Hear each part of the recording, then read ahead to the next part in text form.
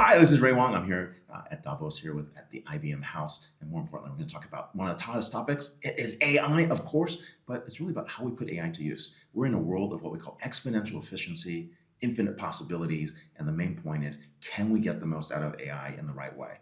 When I talk to our clients and when they talk to IBM, they walk out with a very different conversation. It's usually a roadmap. It's usually a plan to actually get from point A to point B outcome-based. Now, how does that happen? Well, you're going to have to share with us what this enterprise advantage is, and more importantly, how do you help clients get started so well? Well, Ray, let me start with thanks for having me here today. So you're right. We're an engineering firm at heart. That is the ethos of our firm. And with that, me too, when I'm in the marketplace, I get that feedback. In fact, there's a number of clients here actually that want to talk to us because they want to know what we're up to and what we're doing in the marketplace because it is special. And what do I mean by it's special? Well, we're the only platform that has a world-class consulting. Do you edit or? Yeah, well, so we just go. Oh, yeah, let's go. Okay. We're the only company out there that's got a world-class consulting firm at scale and a world-class technology platform. And that's what we bring to life. When we're talking to clients, we talk about our own story. We call it Client Zero, taking $4.5 billion in run rate savings out of the company so we could reinvest and do all the things that we've been doing in the marketplace. Acquisitions, bringing talent in, doing the different things. And by the way, we have done transformation on a number of our key functions. That's what's driving that. And our clients want to hear that story. I had a number of discussions today, yesterday, and Sunday about that specific point. How are you doing it?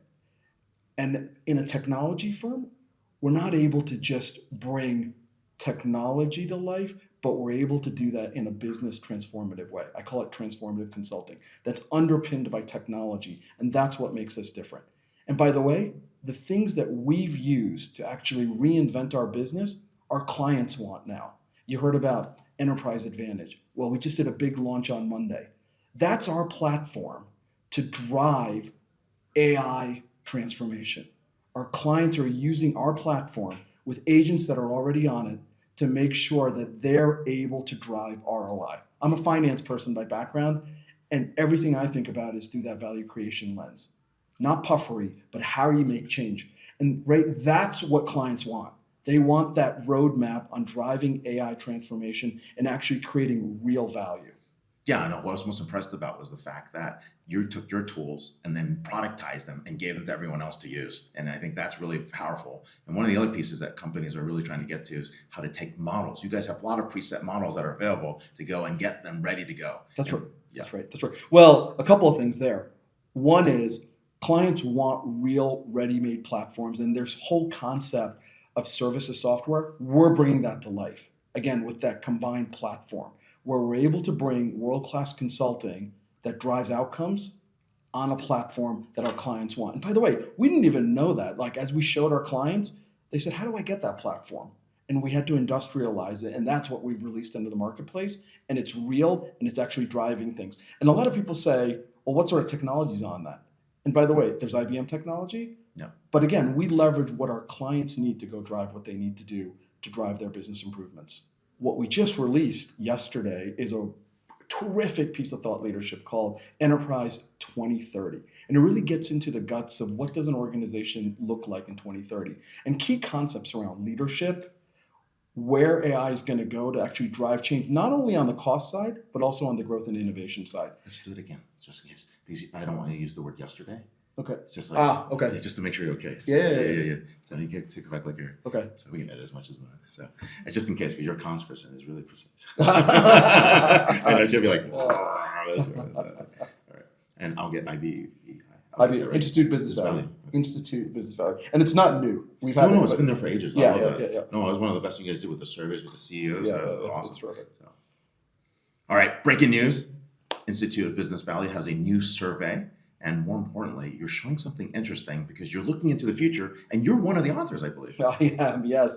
That's been a great piece, and it's been a lot of fun. We just released it here in Davos. It's called Enterprise 2030. Read it if you haven't seen it. It's a very substantive piece of thought leadership that actually gets into what does an organization look like in 2030.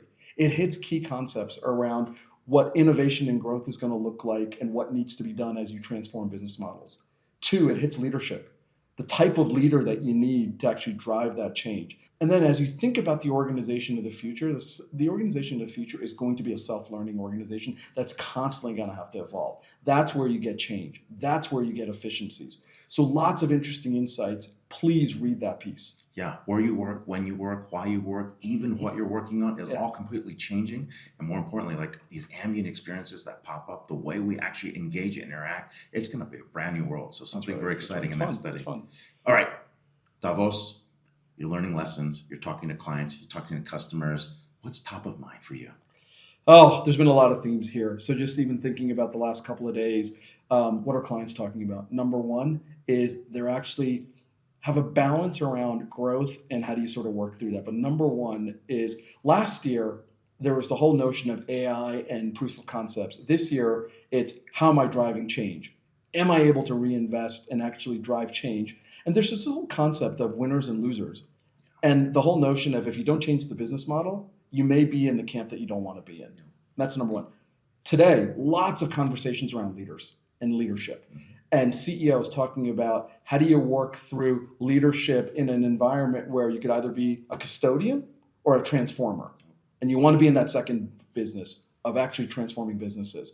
Three, actually talking about leadership in the lens of longevity and actually looking at leadership through things like how do you work with a management team to make sure that they're not paralyzed by fear with all this change that's coming.